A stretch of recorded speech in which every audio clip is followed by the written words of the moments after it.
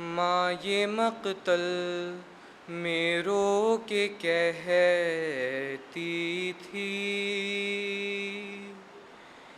نو کے نیزہ پہ ہے میرا اصغر۔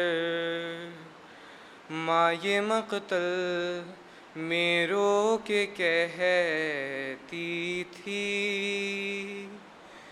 نو کے نیزہ پہ ہے میرا اصغر۔ قبر سے آ گیا ہے نیزے پر، قد تیرا اتنا بڑھ گیا اصغر۔ ماں یہ مقتل میں رو کے کہتی تھی، نو کے نیزہ پہ ہے میرا اصغر۔ اے میرے 6 مہینے والے علی، لاج رکھ لی ہے تو نے مادر کی، لاج رکھ لی ہے تو نے مادر کی۔ اب نہ روؤں گی تجھ کو پالا ہے، تو جو مقتل میں ہنس دیا اصغر۔ ماں یہ مقتل میں رو کے کہتی تھی،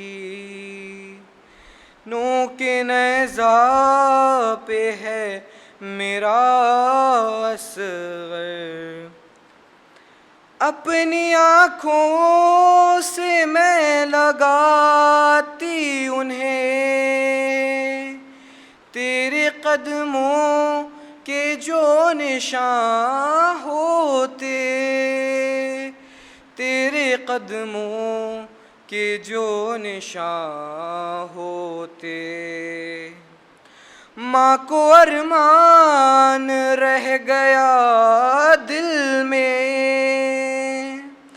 گھٹنیوں بھی نہیں چلا اصغر۔ ماں یہ مقتل میں رو کے کہتی تھی، نو کے نیزہ پہ ہے میرا اصغر۔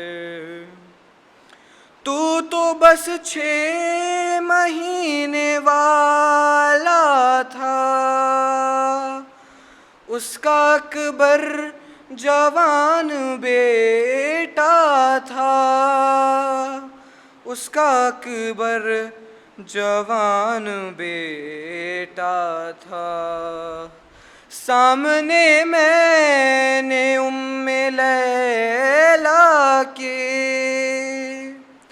تیرا پرسہ نہیں لیا اصغر۔ ماں یہ مقتل میں رو کے کہتی تھی، نو کے نیزہ پہ ہے میرا اصغر۔ بیویوں دیکھو میرے بچے کو، کر لیا بند اس نے آنکھوں کو، کر لیا بند اس نے آنکھوں کو۔ ماں کو نامحرموں کے مجمع میں کیسے دیکھے گا بے ردا اصغر۔ ماں یہ مقتل میں رو کے کہتی تھی، نو کے نیزہ پہ ہے میرا اصغر۔ جا کے جنت میں اے میرے بیٹا، تم تو محسن کے ساتھ کھیلو گے، تم تو محسن کے ساتھ کھیلو گے۔ ماں سکینہ کو کیا دلاسا دے، کس سے کھیلے گی وہ بھلا اصغر۔ ماں یہ مقتل میں رو کے کہتی تھی، نوک نیزہ پہ ہے میرا اصغر، نوک نیزہ پہ ہے میرا اصغر۔ اعوذ باللہ من الشیطان اللعین الرجیم، بسم اللہ الرحمن الرحیم۔ حسبنا اللہ ونعم الوکیل، نعم المولا ونعم النصیر۔ رب اشرح لی صدری ویسر لی امری، واحلل عقدۃ من لسانی یفقہوا قولی۔ الحمد للہ رب العالمین، والصلاة والسلام علی رسولہ الانام، مولانا و مولا الکونین، امام القبلتین، جد الحسن والحسین، ابی القاسم محمد وعلی اہل بیتہ الطیبین الطاہرین المعصومین المظلومین، ولعنۃ اللہ علی اعدائہم اجمعین۔ اما بعد فقد قال رسول اللہ صلی اللہ علیہ وآلہ وسلم، ذکر علی عبادہ۔ درود پڑھ دو محمد۔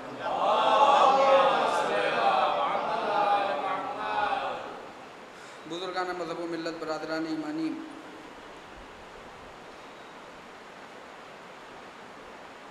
پیغمبر اسلام کی حدیث ہے کہ علی کا ذکر عبادت ہے،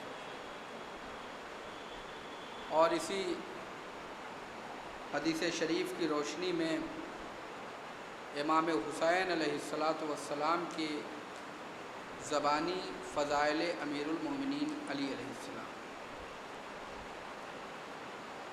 امام حسین علیہ السلام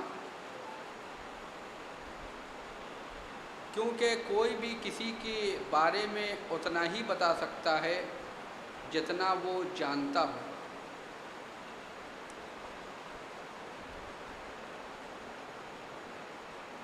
ظاہر ہے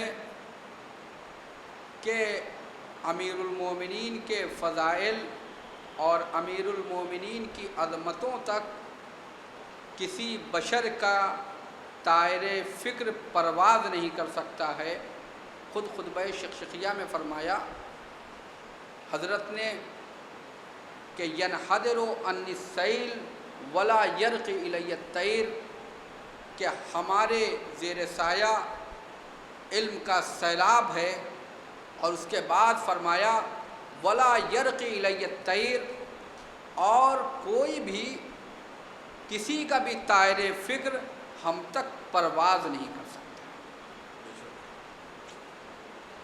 لہذا جس طرح سے رسول اللہ نے فرمایا کہ اے علی، خدا کو کسی نے نہیں پہچانا سوائے میں نے اور تم نے، سوائے میں نے اور تم نے، اور اس کے بعد فرمایا کہ اے علی، رسول کو کسی نے نہیں پہچانا، یا تم نے یا تو خدا نے پہچانا یا تم نے پہچانا، یعنی مجھے کسی نے نہیں پہچانا۔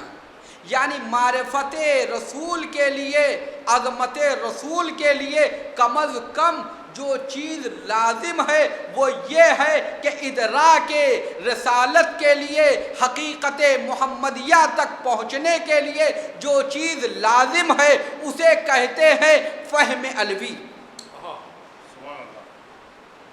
انسان یہ کفر کے ساتھ، کفر کی زندگی بسر کرنے والا انسان، کافروں کے ساتھ رہنے والا انسان، اس کی سمجھ میں رسالت مآب نہیں آئیں گے۔ وہ انکار ہی کرے گا رسالت مآب کا، وہ کہے گا کہ یہ توحید کے یہ وہی کچھ نہیں ہے، یہ رسالت کچھ نہیں ہے۔ اور عزیزان گرامی، میں آپ کے سامنے عرض کر دوں، اس کے کم از کم علی جیسا ہو۔ پھر اس کے بعد فرمایا علی کو بھی، اے علی تم کو بھی کسی نے نہیں پہچانا، یا خدا نے پہچانا یا میں نے پہچانا ہے۔ یعنی بتا رہے ہیں کہ یہ سلسلہ ایسا ہے، چاہے وہ معرفت خدا کا سلسلہ ہو، چاہے وہ معرفت رسول کا سلسلہ ہو، چاہے وہ معرفت امیر المومنین کا سلسلہ ہو، یہاں پر کوئی ان کی حقیقت تک پہنچ ہی نہیں سکتا ہے، مگر یہ کہ جو اس منزل پہ پہنچ جائے یا ان کے دامن سے وابستہ ہو جائے۔ اور میں نے اس سے پہلے بھی مسجد میں مجلس میں نے بیان کیا تھا کہ یہاں پر بعض چیزیں جو ہماری عقائد کی دنیا ہے، جو دنیا ہماری عقائد کی دنیا ہے، جو اسلام میں عقائد بیان ہوئے ہیں، اس میں ایسا نہیں ہے کہ کوئی ایک چیز کو جائے، مثلا آپ کسی کے یہاں دعوت پہ جائیے، وہاں پہ 10 طرح کے کھانے ہوں، ایک کھانا کھائیے، یہ ہمارے لیے فائدے کا ہے، دوسری چیز ہمارے فائدے کی نہیں ہے، یہ کوئی کھانے پینے والی چیز نہیں ہے، یہ عقیدہ ہے۔ یہاں ہر ایک چیز کو ماننا ہوگا، یہ زنجیر کی طرح ہے، سارے عقائد زنجیر کی کڑیوں کی طرح ہیں، اگر ایک خراب ہوا، ایک کو چھوڑا تو پوری زنجیر خراب ہو گئی، اگر ایک کا انکار کیا تو پوری زنجیر کا انکار ہوگا۔ اور پھر ابتدا میں انسان ایک کا انکار کرتا ہے، پھر دھیرے دھیرے پوری کڑی کا انکار کر دیتا ہے۔ پہلے ایک کڑی کا انکار کیا، پھر اس کے بعد پوری زنجیر کا انسان انکار کر دیتا ہے۔ اور اس کی مثال تاریخ میں یزید ہے۔ یزید نے سب سے پہلے قرآن کا انکار کیا، کہا وہی کوئی چیز نہیں ہے، نماز کوئی چیز نہیں ہے، مذاق اڑایا کہ قرآن میں اللہ نے نمازیوں کے اوپر ویل نہیں کیے، شراب کے نشے میں جام شراب کو منہ میں لگاتے ہوئے کہا وہ شعر بڑا کفر آمیز، لیکن نمازیوں کے اوپر وائل کی ہے کہ ویل للمصلین، لیکن ویل للشاربین نہیں کہا ہے، شراب پینے کے والوں کے اوپر اللہ نے ویل نہیں کی ہے۔ مذاق اڑایا قرآنی آیات کا۔ دنیا سمجھ رہی ہے کہ حسین ابن علی سے یہ مقابلہ ہے، حسین ابن علی خروج کر رہے ہیں، یہ حسین و یزید کا مسئلہ ہے۔ یہ حسین و یزید کا مسئلہ نہیں تھا، یہ پورے سلسلہ ولایت الہیہ کا مسئلہ تھا۔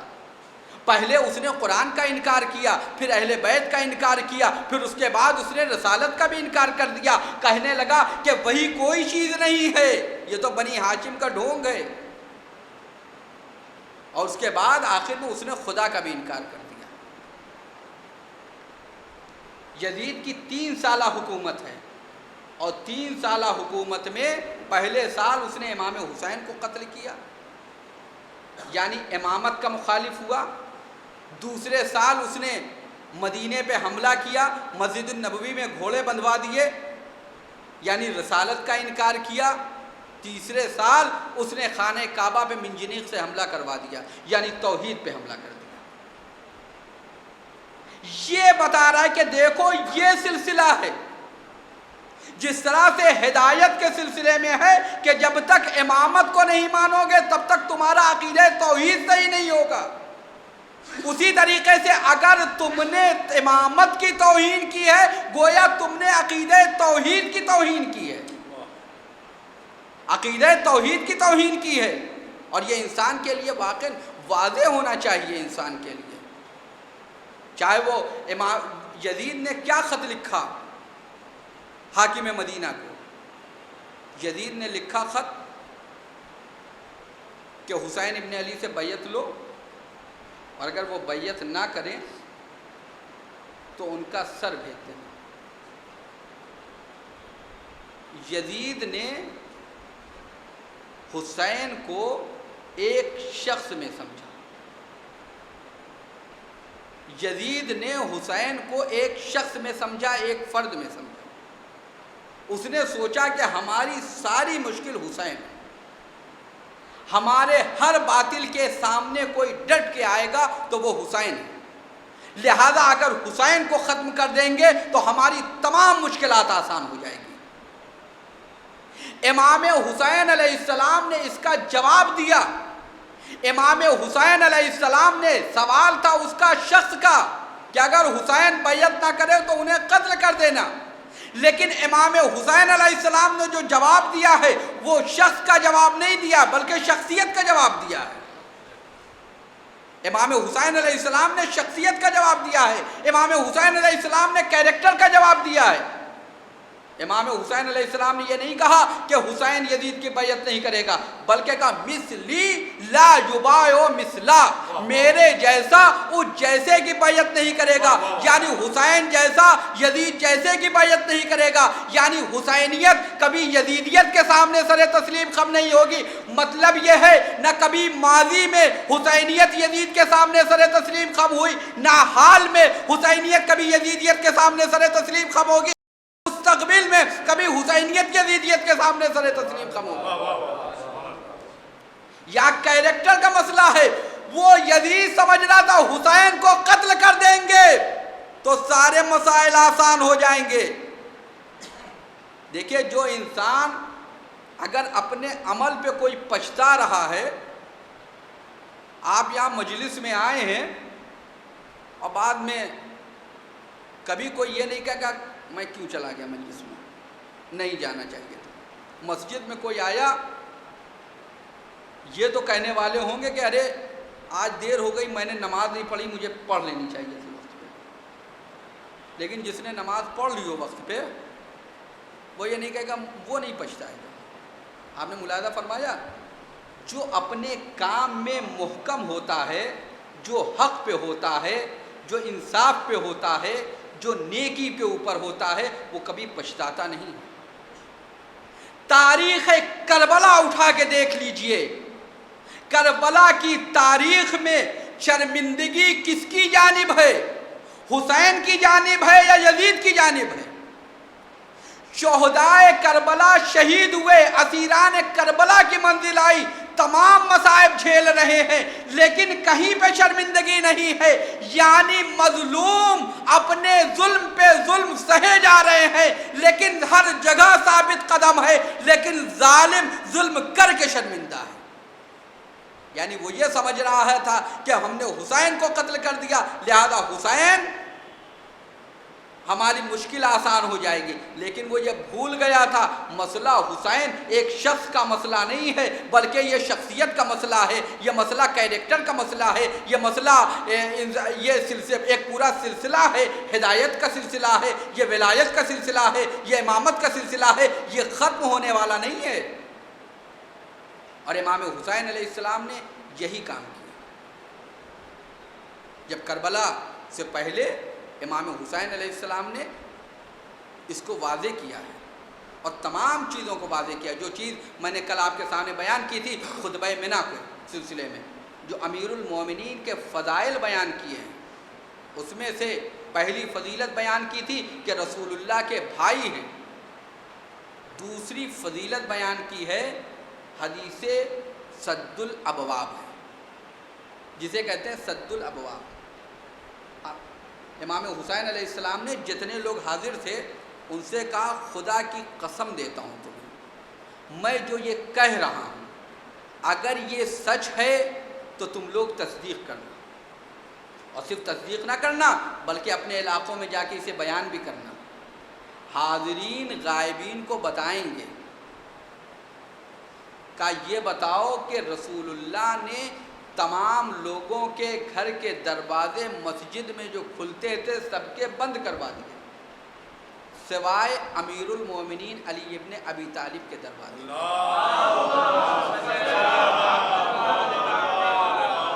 لوگوں نے کہا ہاں یہ صحیح ہے، اللہم بلا، سب نے کہا ہاں یہ صحیح ہے۔ اس کے بعد یہ خطبہ منع میں موجود ہے، امام حسین علیہ السلام نے کہا کیا تم لوگ اس بات کی بھی گواہی دو گے کہ جناب عمر بن خطاب نے کہا یا رسول اللہ ہمارے گھر کا جو روشن دان ہے وہ مسجد میں کھلتا ہے، کم از کم ہم اس روشن دان سے مسجد کے میں دیکھتے رہیں، کیا اتنی اجازت ہے؟ کہا نہیں، روشن دان کی بھی اجازت نہیں ہے۔ کہا اللہم بلا، اس کی بھی لوگوں نے تائید کی۔ امام حسین علیہ السلام کچھ سوچ کر کچھ سمجھ کر ولی خدا ہیں، ولی خدا کا کوئی بھی قول و فعل अबस नहीं होता है, अबस नहीं होता है, बल्कि उसमें हिकमत होती है। और फिर ये क्या है सद्दुल अबवाब कि रसूलुल्लाह जब मदीने में आए हैं तो मस्जिद नबवी की ज़मीन ख़रीदी है और उसके अतराफ़ की ज़मीन ली है, मस्जिद तामीर करवाई पैगंबर ने, और उसके अतराफ़ में पैगंबर ने 10 हुजरे बनवाए। 20 में एक हुजरा पैगंबर इस्लाम ने अमीरुल मोमिनीन को दिया था जिसमें जनाब सैयदा रहती थी, और 9 हुजरे आपकी ज़ौजात के थे। 9 हुजरे आपकी ज़ौजात के थे, बीच में एक हुजरा था जो अमीरुल मोमिनीन का था। जितने मुसलमान थे मुहाजिर, उन्होंने भी अतराफ़े मस्जिद में अपने हुजरे बनवाए। उनके घर के 2 दरवाजे थे, एक दरवाज़ा सड़क पे खुलता था, दूसरा दरवाज़ा मस्जिद में खुलता था। मस्जिद में आते थे, मस्जिद से चले जाते थे, अपने घर से मस्जिद में आते थे। पैगंबर ने कहा कि हमारा हुक्म खुदा हुआ। अब ये रवायत है, इसको अहमद बिन हम्बल ने अपनी मुस्नद में भी लिखा है, और इसके अलावा दूसरी तमाम अहले सुन्नत और शिया किताबों में तो है ही है कि इसमें है कि पैगंबर ने कहा, दुआ की कि परवरदिगार, जो दुआ जनाब मूसा ने की थी कि परवरदिगार हमारी मस्जिद को ताहिर कर दे हमारे भाई हारून के लिए, तो हुक्म हुआ था कि ऐ मूसा, ये मस्जिद जो तुम्हारी है ये सिर्फ तुम्हारे और तुम्हारे भाई हारून के लिए है कि उसमें ये सो सकते हैं, उसमें ये रह सकते हैं, बकिया किसी के लिए नहीं है ये मस्जिद। लिहाजा परवरदिगार, मैं कहता हूँ ये मेरी मस्जिद है, यानी मस्जिदुन नबवी, इसको मेरे भाई अली के लिए पाको पाकीज़ा कर दे,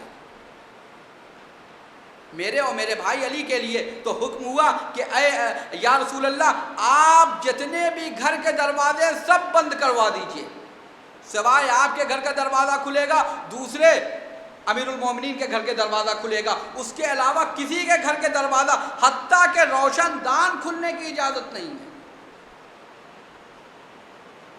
अब रवायत है, जब अमवी कारखाने में रवायतें ढाली जाने लगी तो उसमें कहा गया कि फलां के घर की खिड़की खुली हुई थी,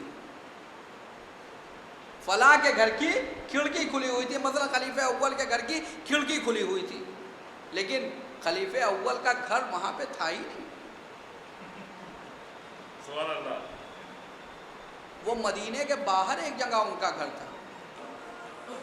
खुद दूसरी रवायतें हैं कि जिसको कि जब पैगंबर की वफ़ात हुई है या शहादत हुई है पैगंबर की, कि जब रसूलुल्लाह सल्लल्लाहु अलैहि वसल्लम इस दुनिया से गए हैं,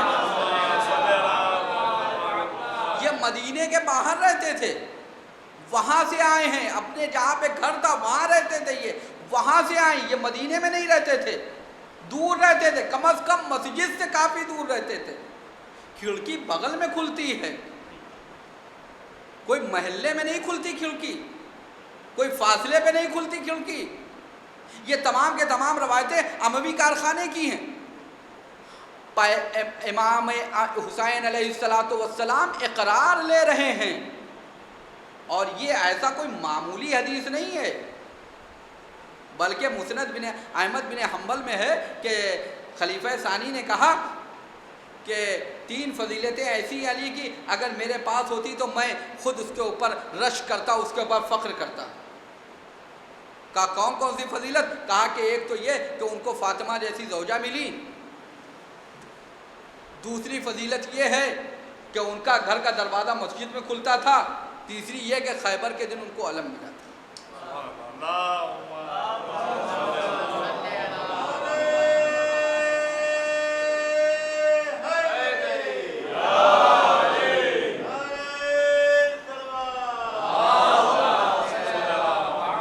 नाफे जो खलीफा सानी के ग़ुलाम हैं वो कहते हैं, मुस्नद बिन अहमद बिन हम्बल की रवायत है कि वो जो ग़ुलाम हैं वो कहते हैं कि मैंने एक मरतबा अब्दुल्ला इब्न उमर से पूछा, अब्दुल्ला इब्न उमर से पूछा मैंने कि ये बताओ रसूलुल्लाह के बाद सबसे बरतर कौन है? तो कहने लगे तुमसे क्या मतलब है? फिर कहने लगे कि रसूलुल्लाह के बाद इस्तिग़फ़ार किया अब्दुल्ला इब्न उमर ने, और उसके बाद कहा कि रसूलुल्लाह के बाद सबसे अफजल व बरतर वो है जिसके लिए वो चीज़ें हलाल हैं जो रसूल के लिए हलाल थी। اور وہ چیزیں حرام ہیں جو رسول کے لیے حرام تھی۔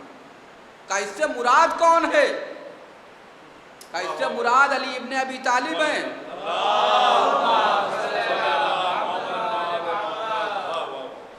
آج چاہنے والے کسی کو بھی افضل و مفضول بنا دے، لیکن جو بیٹا ہے وہ بتا رہا ہے کہ برتر کون ہے۔ ایک صلوات پڑھ دے محمد والے۔ یہ روایت ہے۔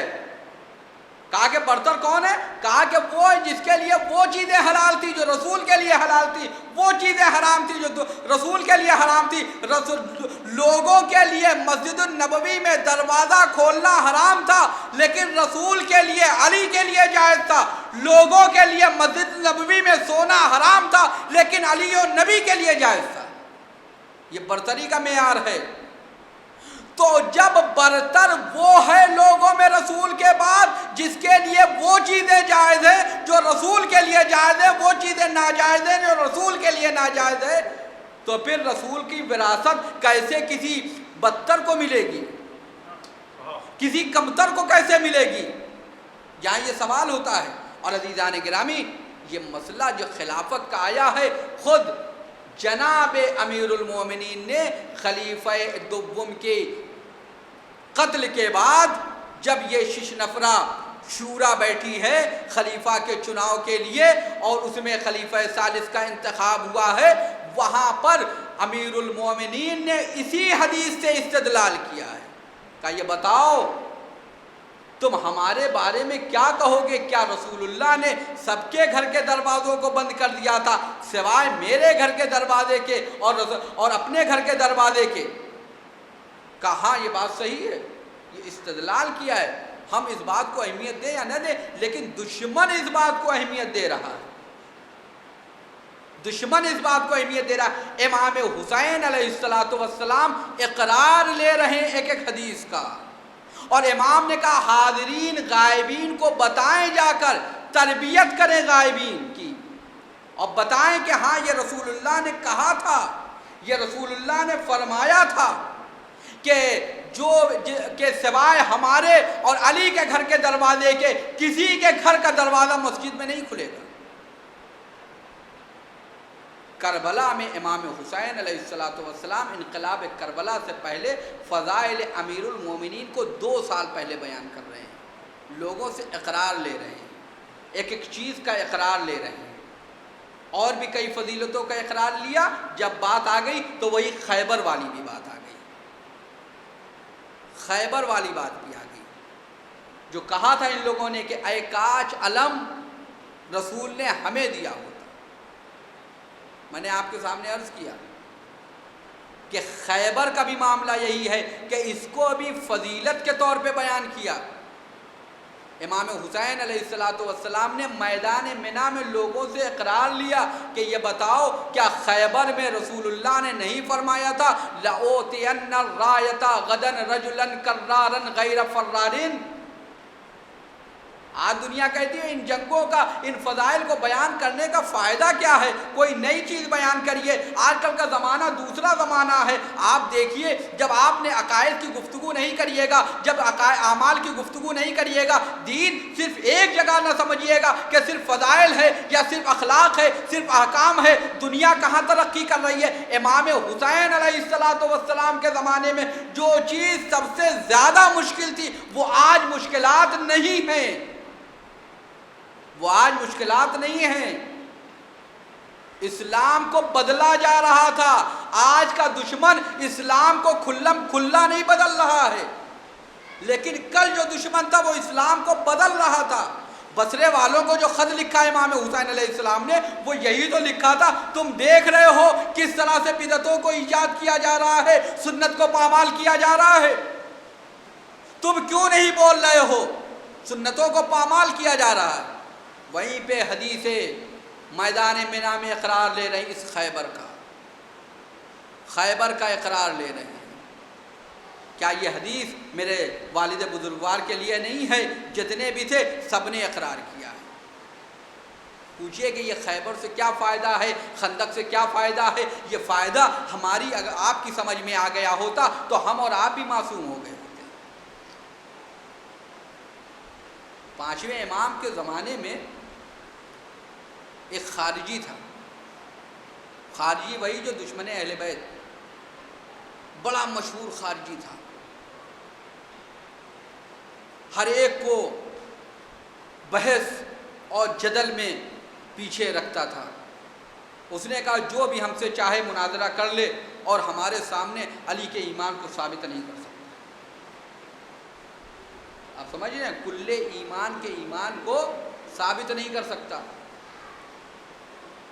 5ویں امام کے سامنے آیا، امام نے اس کے سامنے اسی حدیث خیبر کو بیان کیا.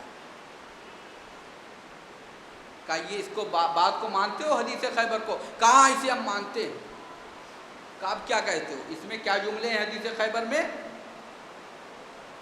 حدیث رایت جسے کہتے ہیں، لَأُوتِيَنَّ الرَّایَةَ، یعنی کل میں علم اسے دوں گا، رایت کل میں علم اسے دوں گا، رایتہ غدن کل میں اسے علم دوں گا، غدن رجلن جو مرد ہوگا، کرارن کرار ہوگا، یعنی آگے بڑھ بڑھ کے حملہ کر رہا ہوگا، غیر فرارن غیر فرار ہوگا، بھاگنے والا نہیں ہوگا.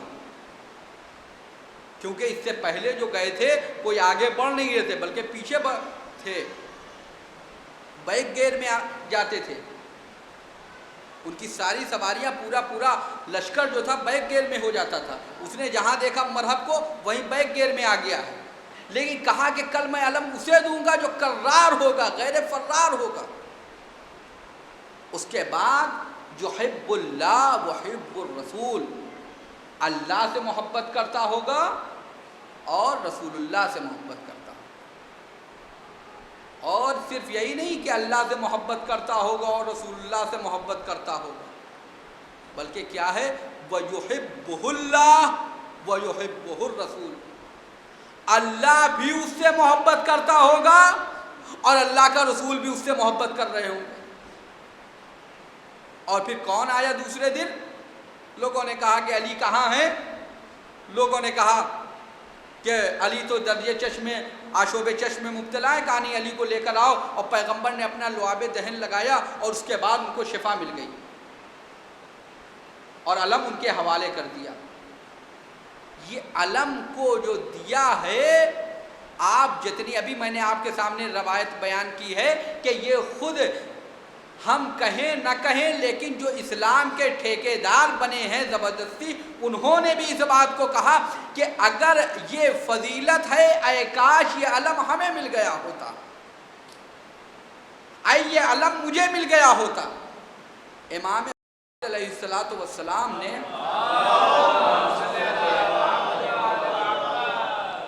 کہا یہ بتاؤ کہ کیا اللہ اور رسول کسی غیر مومن سے محبت کر سکتے ہیں؟ کسی غیر مومن سے محبت کر سکتے ہیں؟ تو خارجی نے کہا یہ جو آپ کہہ رہے ہیں کہ اللہ رسول محبت کرتے تھے، یہ حدیث صحیح ہے لیکن یہ حکمیت سے پہلے کی ہے. کہا یہ بتاؤ کہ اللہ رسول کسی کے بارے میں کیا اللہ کا علم ہے کہ جس کے بارے میں وہ فیصلہ کر رہا ہے کہ آگے چل کے وہ نیک بنے گا یا مومن بنے گا یا گمراہ ہو جائے گا؟ کیا اللہ کو اس کا علم ہے یا نہیں ہے؟ اب اگر وہ کہہ دے کہ اللہ کو علم نہیں ہے، اگر بغض علی کی بنیاد پر کہہ دے کہ اللہ کو علم نہیں ہے، اللہ کو علم نہیں تھا، تو صرف عقیدہ امامت نہیں خراب ہوگا، عقیدہ توحید بھی خراب ہوگا. عقیدہ توحید بھی خراب ہوگا. یاد رکھیے گا، ایسا نہیں معاملہ ہے جو میں نے ابتدائی کلام میں عرض کیا تھا کہ اگر کوئی امامت کا انکار کر رہا ہے تو اس کا مطلب یہ نہیں کہ وہ صرف امامت کا انکار کر رہا ہے، بلکہ امامت کے ساتھ ساتھ وہ توحید کا بھی انکار کر رہا ہے، توحید کا بھی انکار کر رہا ہے. کہا کہ کیا اس بات کا ہے کہ اللہ کو نہ پتا ہو کہ آگے چل کے کہا اس بات کا معلوم ہے؟ تو کہا کیا اللہ کو اس کا علم نہیں تھا کہ آگے چل کے یہ حکمیت کا مسئلہ ہوگا اور علی ایسا ایسا کریں گے، اور اس کے باوجود اللہ محبت کا اعلان کر رہا ہے؟ بس وہ خارجی خاموش ہو گیا، وہ ادھر ادھر کی بات کرنے لگا. امام نے کہا کہ سنو، اب تم ہار گئے ہو، تم اپنی شکست قبول کر لو. اب آپ بتائیے کہ یہ حدیث خیبر ہے، یہ حدیث رایت ہے جو اس بات کر رہی ہے حقانیت مذہب اہل بیت کو، مذہب اہل بیت کی حقانیت کو ثابت کر رہی ہے، اور کربلا میں اسی بات کی جانب لوگوں کو متوجہ کیا گیا، کربلا میں اسی بات کی جانب لوگوں کو متوجہ کیا گیا۔ کربلا میں نے آپ کے سامنے عرض کیا، کربلا وہ میدان ہے، وہ محور ہے، وہ میزان ہے کہ جہاں پر اگر سود برابر بھی حق ہے تو وہ ایک طرف حق کی طرف ہے، اگر سود برابر بھی باطل ہے تو وہ اس طرف ہے۔ کربلا میں سارے رشتے ختم ہو گئے تھے، سارے رشتے ختم ہو گئے تھے، دنیا کا کوئی رشتہ بھی حق کو حقیقت سے نہیں روک سکا، نہ باپ بیٹے کا رشتہ روک سکا، نہ باپ بیٹی کا رشتہ روک سکا، نہ بھائی بھائی کا رشتہ روک سکا، کوئی رشتہ نہیں۔ جو حق پہ تھا وہ لشکر حسین میں تھا، جو باطل میں تھا وہ لشکر ابن زیاد میں تھا۔ کربلا محور ہے حق و حقیقت کا، اور تا ابد یہ محور رہے گا۔ کربلا دنیا کی محبت ہے، کربلا والے یہی درس دے رہے ہیں، اگر حق پہ ہو تو پھر نہ تمہیں دنیا کی محبت ہونی چاہیے نہ دنیاوی رشتوں کی محبت ہونی چاہیے، جو حق ہے اسے مانو۔ کربلا والوں نے، شہدائے کربلا نے اپنی جان، مال، عزت، آبرو، حتیٰ کہ اپنی رشتہ داریوں کا خیال نہیں کیا ہے۔ جو حق والے تھے وہ لشکر حسین میں تھے، جو باطل والے تھے وہ لشکر ابن زیاد میں تھے۔ دو کردار ہیں۔ آج شب جمعہ ہے، آج دعا پڑھی جاتی ہے شب جمعہ میں۔ کون سی دعا مشہور ہے شب جمعہ میں پڑھنے کے لیے؟ دعائے کمیل، دعائے کمیل۔ جناب کمیل امیر المومنین کی محبت میں اپنی جان دینے والے، اور جناب کمیل بن زیاد نخعی، اور دوسرا انہی کا بھائی حارث ابن زیاد نخعی۔ یہ ملعون جناب مسلم کے بچوں کا قاتل ہے۔ آج دوسری محرم ہے، امام حسین علیہ السلام نے اسی چیز کو کربلا پہنچ کے کہا ہے۔ کیا فرمایا؟ الناس عبید الدنیا والدین لائق علی السنتہم۔ کربلا کے میدان میں جو پہلا خطبہ دیا ہے امام حسین نے، وہاں پہ یہی فرمایا کہ لوگ دنیا کے بندے ہیں، دین تو ان کی زبان کا لقلقہ ہے، دین تو ان کی زبان کا چٹخارا ہے۔ سب کہتے ہیں کہ ہم اللہ والے ہیں، سب کہتے ہیں امام حسین والے ہیں، سب کہتے ہیں ہم قرآن والے ہیں، سب کہتے ہیں کہ ہم اسلام والے ہیں، لیکن اس وقت تک جب تک کہ ہماری دنیا محفوظ ہے۔ جہاں دنیا کو خطرہ ہوا وہیں ساری مصلحتیں اور رواداری سامنے آ جاتی ہیں۔ اور صرف یہ نہیں مسئلہ ہے کہ آپ کہیے کہ فلاں کے اوپر کمنٹس ہے، فلاں کے اوپر کمنٹس ہے، یہ کسی کے اوپر کمنٹس نہیں ہیں۔ ہر آدمی اپنے خود کا محاسبہ کر لے، ہم خود کیا ہیں، ہم خود کیا ہیں، ہم کہاں پہ کھڑے ہیں، ہم کتنا دین کو سنجیدگی سے لے رہے ہیں۔ یہ کسی کے اوپر کمنٹس کی بات نہیں ہوتی ہے، یہ ہر آدمی خود دیکھے۔ یزیدیت کو امام سجاد نے، کربلا والوں نے ختم کیا، اس کو شکست دے دی، لیکن یہ یزیدی افکار اور یہ باطل افکار جو ہمارے نفسوں پہ حکومت کر رہے ہیں، اس کو کون شکست دے گا؟ اسے تو ہمیں شکست دینی ہے۔ اس کو کون شکست دے گا؟ اسے تو ہمیں شکست دینی ہے۔ ہم کتنا سنجیدہ ہیں قرآن کے سلسلے میں، حرمت قرآن کے سلسلے میں، ہم کتنا سنجیدہ ہیں رسول کی رسالت کے سلسلے میں، ہم کتنا سنجیدہ ہیں امامت کے سلسلے میں۔ صرف لقلقہ زبانی نہیں ہے بلکہ عمل چاہتا ہے، یہ ثابت کرنا ہوگا عمل کے میدان میں۔ کربلا والوں نے یہ ثابت کیا ہے۔ کربلا پوری بشریت کے لیے نمونہ عمل ہے۔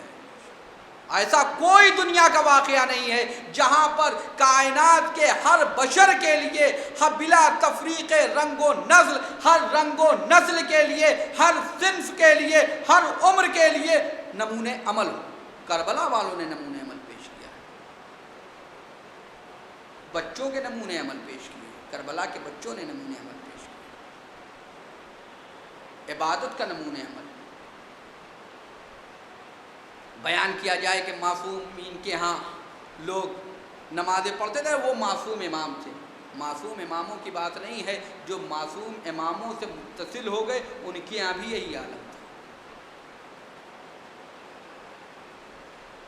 اگر ہم نے تربیت محبت علی پہ کی ہے یا ہماری تربیت محبت علی پہ ہوئی ہے، اگر ہماری تربیت محبت اہل بیت پر ہوئی ہے تو ہمارے اندر بھی وہی کردار ہونا چاہیے جو اہل بیت کا کردار تھا. اور جناب مسلم کے بچوں نے کوئی چیز کا مطالبہ نہیں کیا ہے. کھانا پانی کم آتا تھا قید خانے میں، یہ مصائب کے جملے، لیکن آپ غور فرمائیے گا عزیزو، کھانا پانی کم آتا تھا لیکن کبھی نہیں کہا کہ میرے لیے کھانا لے کے آؤ یا میرے لیے پانی لے کے آؤ. سامنے موت ہے، معلوم ہے قتل کر دیے جائیں گے، کسی چیز کا مطالبہ نہیں ہے. اگر مطالبہ کیا ہے بس ہمیں وضو کر کے 2 رکعت نماز پڑھ لینے، بندگی کا مطالبہ ہے. یہ بڑوں کی بات نہیں ہے، بچوں کی بات ہے. کربلا کے بچوں نے وہ نمونے پیش کیے ہیں، دنیا کے مرد اور بڑے بھی اس کا نمونہ نہیں پیش کر سکتے. کربلا کے بچوں کے وہ نمونے ہیں. ہاں عزیزوں، دوسری محرم ہے، امام حسین علیہ السلام راہ کربلا میں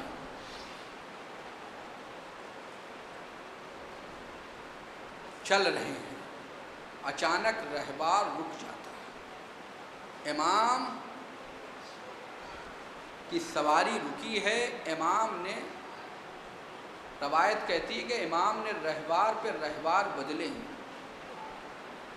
جب کوئی سواری آگے نہ بڑھی تو امام نے بستی والوں کو بلایا، کہا اس کا کیا نام ہے؟ کسی نے کہا مولا اسے غادریہ کہتے ہیں، اس کا کوئی اور نام ہے اسے نینوا کہتے ہیں، اس کا کوئی اور نام ہے اسے قادسیہ کہتے ہیں، اس کا کوئی اور نام ہے اسے شت فرات کہتے ہیں. ایک بزرگ آگے بڑھے، انہوں نے کہا مولا اسے کربلا کہتے ہیں. امام نے خاک کربلا کو اٹھایا اور سونگھا، کہا کہ ہاں یہی کرب و بلا ہے، یہیں ہمارے خیام نصب ہوں گے، یہیں ہمارا خون بہے گا. بنی اسد ہم یہ زمین خریدنا چاہتے ہیں. آقا یہ زمین آپ ہی کی. کہا نہیں بنی اسد، ہمیں خریدنی ہے زمین. قیمت طے ہوئی، امام نے قیمت ادا کی.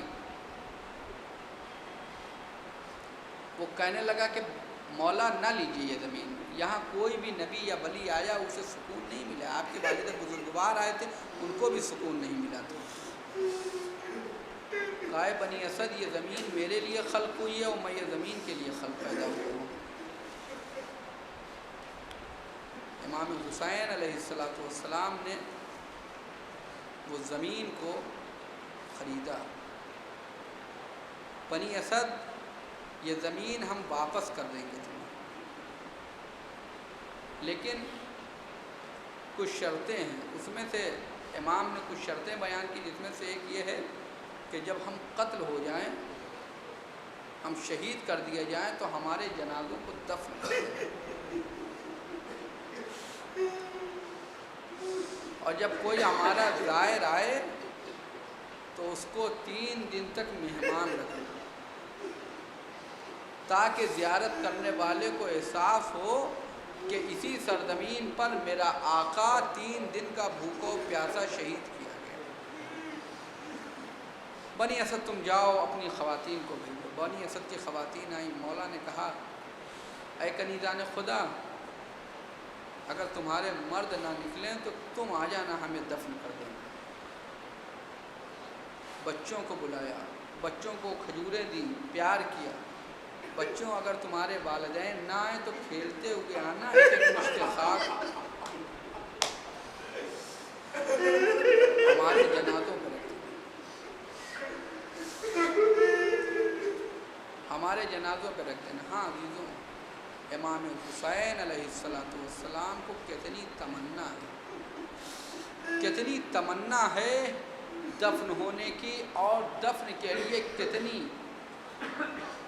عزیزوں ہوا بھی یہی کہ خواتین بنی اسد 12ویں محرم کو نکلی ہیں. روایت کہتی ہے کہ پہلا جو یزیدیت کے خلاف جو پہلی جو آواز اٹھائی ہے بنی اسد کی خواتین نے اٹھائی ہے۔ مردوں سے کہا چلو دفن کر دیا جائے فرزند زہرا کو، لیکن کہا نہیں جائیں گے۔ تو ایک مرتبہ خواتین نے بیلچے اور کلہاڑیاں لی ہیں اور لے کے چلی ہیں۔ جب مردوں نے دیکھا ان کی غیرتوں کو ان کی غیرتوں نے للکارا، تو ایک مرتبہ اپنی خواتین کے ہاتھوں سے وہ سامان لیا اور خود گئے ہیں اور جا کے دفن کیا ہے۔ عزیزوں، امام حسین علیہ السلام آج دوسری محرم ہے۔ دوسری محرم کو ان بچوں کے مصائب پڑھے جاتے ہیں جو کربلا میں نہیں بلکہ کوفے میں شہید ہوئے ہیں۔ بچے سال بھر سے قید خانے شام میں۔ مسلم کو اللہ نے 4 بیٹے دیے تھے جو کربلا میں شہید ہو گئے، 2 کوفے میں شہید ہو گئے۔ عجب نہیں جب جناب مسلم کی زوجہ کوفے میں آئی ہو، دارالامارہ کے اوپر اپنے شوہر کے سر کو دیکھا ہو، ایک مرتبہ کہا ہو کہ اے میرے والی و وارث، اے میرے صاحب، 2 بچے ہمارے ساتھ تھے وہ آقا حسین پہ قربان ہو گئے، اے والی و وارث میرے 2 پھول تمہارے ساتھ تھے وہ کہاں ہیں؟ بچے قید خانے میں ہیں۔ ہاں عزیزوں، بچوں کو قید خانے سے رہائی ملی، داروغہ زندان کو اس جرم میں قتل کیا گیا ہے، اور اس کے بعد بچے راستہ بھٹک گئے ہیں، اور اس کے بعد ایک مرتبہ دل کے اجالے میں گئے ہیں، ایک درخت کے اوپر بیٹھے ہوئے ہیں۔ اچانک کنیز خدا آئی اور اس نے آ کے پانی جیسے ہی کنویں میں ڈول ڈالنی چاہی، 2 چاند سی صورتیں نظر آئیں، سر کو اوپر اٹھایا، کون ہو؟ ڈر گئے بچے، سہم گئے بچے، کہا میں نہیں بتاؤں گا، کہا نہیں بتا دو، کہا جان کی امان ہو تو بتا دے۔ بچے سہمے ہوئے ہیں، چاند سی صورتوں نے کہا ہم مسلم ہیں، مظلوم کے یتیم ہیں۔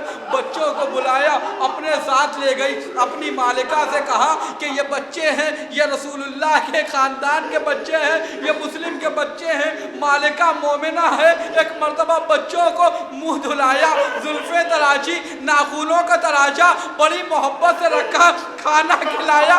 بچوں کو گھر یاد آ گیا ہوگا، اپنی ماں یاد آ گئی ہوگی۔ بچوں کو ایک گوشے میں، ایک کمرے کے ایک گوشے میں بستر لگا دیے، شہزادوں یہ کنیز خدا تمہاری خدمت کر رہی ہے، شفاعت کر دینا۔ بچوں کو سلا دیا۔ اس کا شوہر آیا ہے نصف شب پہ، حارث ملعون آیا ہے۔ زوجہ نے کہا یہ کوئی وقت ہوتا ہے گھر آنے کا؟ تمہیں نہیں معلوم، ہمیں ابن زیاد سے انعام لینا ہے۔ کہا کس بات کا انعام لینا ہے؟ کہا مسلم کے بچے غائب ہو گئے ہیں، ہمیں مسلم کے بچوں کو ڈھونڈنا ہے، ہمیں ابن زیاد سے انعام لینا ہے۔ مومنہ نے کہا کیا تجھے رسول اللہ سے شرم نہیں محسوس ہوتی ہے؟ کیا تجھے رسول اللہ سے شفاعت کی امید نہیں ہے؟ تو کیسے اس طرح کا اقدام کر سکتا ہے؟ وہ اس نے خیر اپنے شوہر کو سلا دیا۔ اچانک دونوں بھائی سوتے سوتے بیدار ہوئے، دونوں بھائی گلے لگ کے رونے لگے۔ ایک بھائی نے دوسرے بھائی سے کہا بھیا تمہاری آنکھ کیسے کھلی؟ بھیا ابھی میں نے عالم خواب میں دیکھا ہے، رسول اللہ ہے، امیر المومنین ہے، امام حسین ہے۔ ایک مرتبہ اب میرے بابا مسلم ہے۔ بابا نے کہا بچوں تمہاری مصیبت کے دن تمام ہوئے، اے بچوں تم ہمارے پاس آنے والے ہو۔